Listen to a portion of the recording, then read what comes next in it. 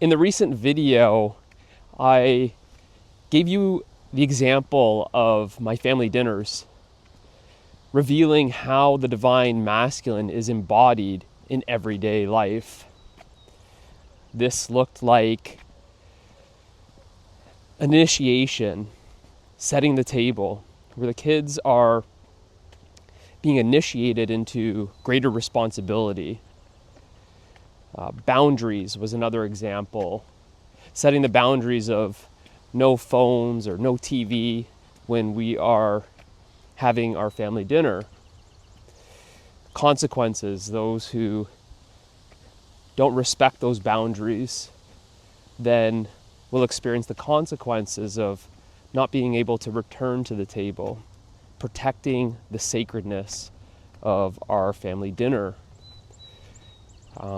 holding space, honoring the sacred.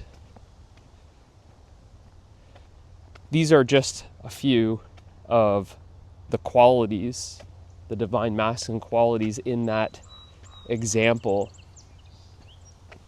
So now let's look at the exact same example of the family dinner through the lens of the divine feminine and how she's embodied in the same everyday example.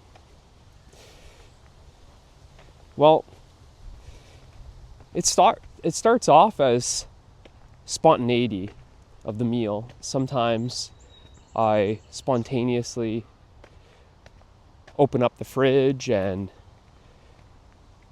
accept the challenge of trying to cook something with whatever I have that day. So there's a spontaneity.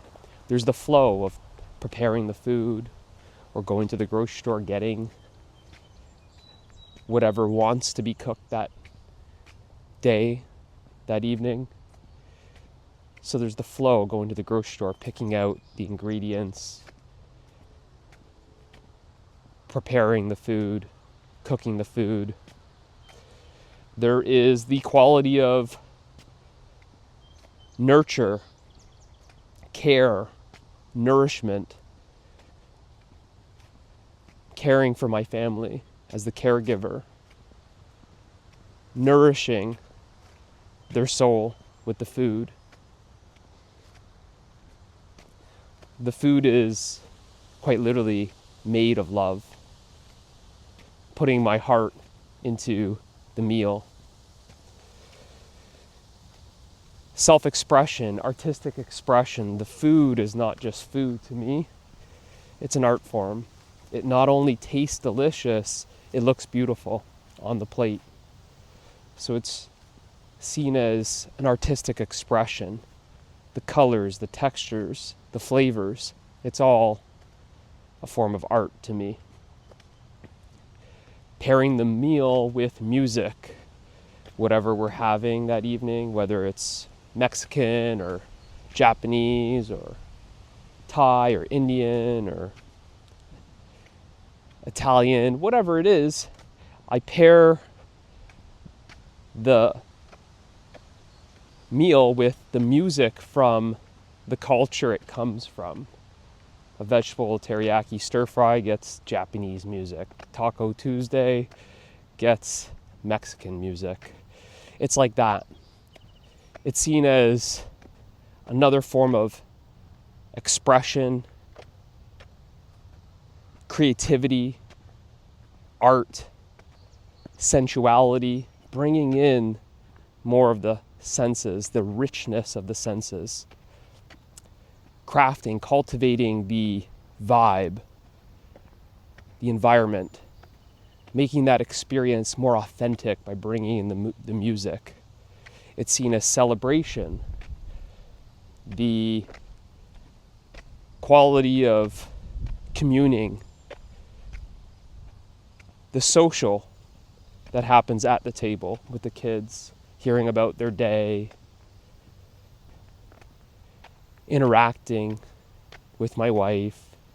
This is, again, another feminine quality that's embodied in the exact same example.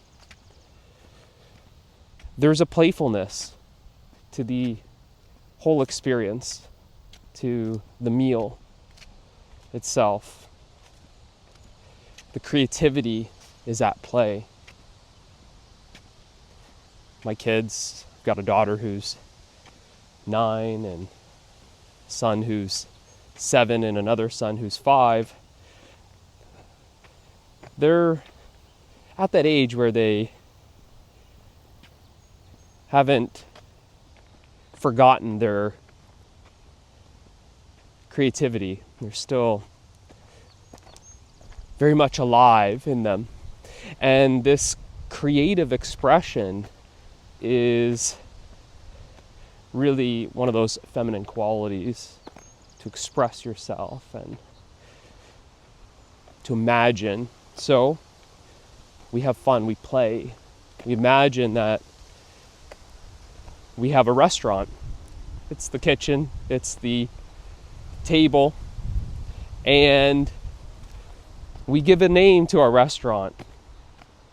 You know how there's restaurants that are called the Taste of Italy or Taste of India, Taste of Mexico, Taste of Japan, all these different places. It's very popular with restaurant names.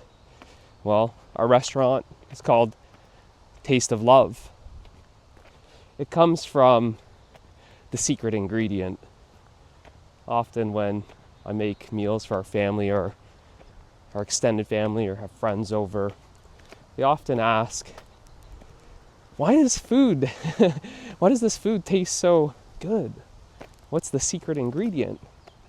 And humbly I just respond, the secret ingredient is love. That's what you're tasting.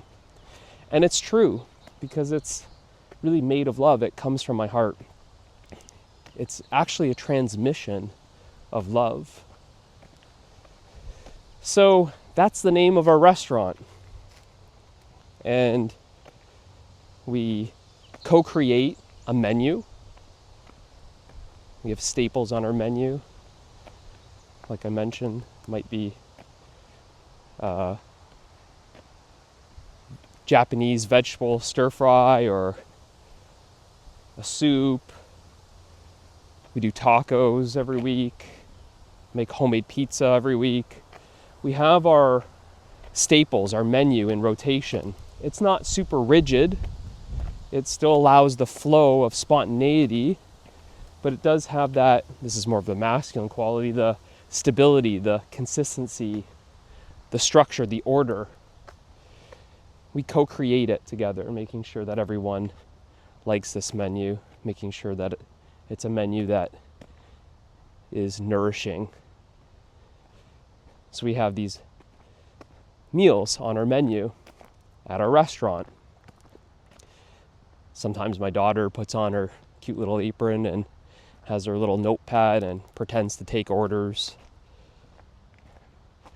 We treat our family as guests at a restaurant, right? As I'm making dinner, I'm the one that's making the dinner. That's my responsibility. And my kids' responsibility is to set the table. So I tell them, make sure the table's set before the guests arrive. Little things like that makes it very playful. But there's always a lesson, and really play is the most intelligent way we learn. We learn through play. So my kids are learning about responsibilities. They're learning about structure, order, leadership, service, respect, honor, things like that. Thought I had a slug enter my shoe. Things like that, we are providing that experience through that creative imagination, where they're learning through play. And they enjoy it. So there's just the joy of it, the innocence of it, that childlike imagination flourishes in our home. So those are some of the qualities that are embodied. Again, like I said, is using the exact same example of the family dinner, but looking at it through the lens or perspective of the divine feminine. Now, it's not either or, it's both simultaneously.